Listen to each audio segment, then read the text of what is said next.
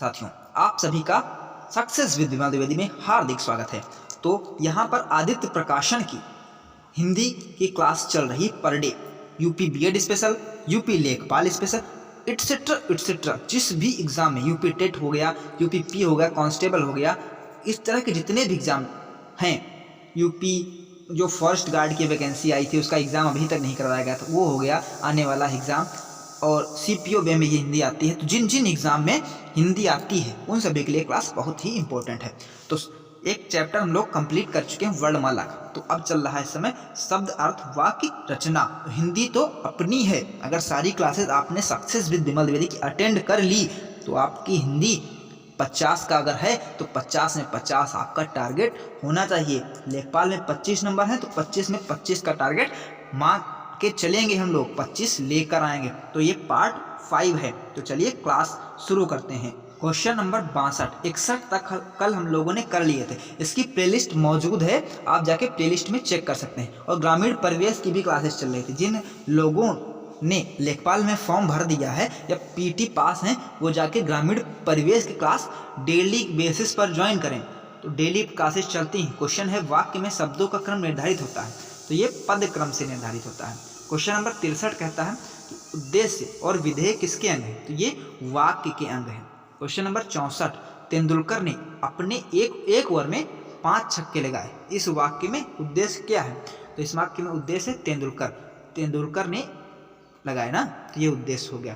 Question number 65 क्या कहता है, देखिए 65 कहता है कि वहाँ मोहन के अलावा कोई नहीं था, रिक्त स्थानों में क्या प्रयुक्त होगा, तो ये देखिए वहाँ मोहन के अलावा और कोई नहीं था, तो यहाँ से ये राइट हो जाएगा।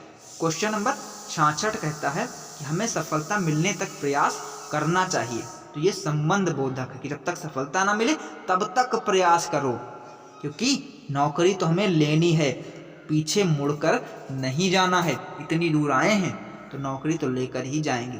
क्वेश्चन नंबर 67 कहता है कि सलमा घर जाती है, ये कैसा वाक्य है, तो ये बिल्कुल सरल वाक्य है। क्वेश्चन नंबर 68 है कि मेरा मित्र राकेश बहुत अच्छा चित्रकार है, तो कैसा विभेद है इसमें, तो ये विभेद है बहुत अच्छा, ठीक है। क्वेश्चन नंबर 69 वाक्यों का वर्गीकरण मुख्यतः कितने प्रकार से होता है, तो वाक्यों का वर्गीकरण 2 प्रकार से होता है, एक सार्थक और एक निरर्थक। क्वेश्चन नंबर 70 मिलनसार शब्द में कौन सा प्रत्यय निहित है, तो इसमें प्रत्यय है सार। क्वेश्चन नंबर 71 अर्थ के आधार पर शब्द कितने प्रकार के होते हैं, तो शब्द होते हैं 4 प्रकार के।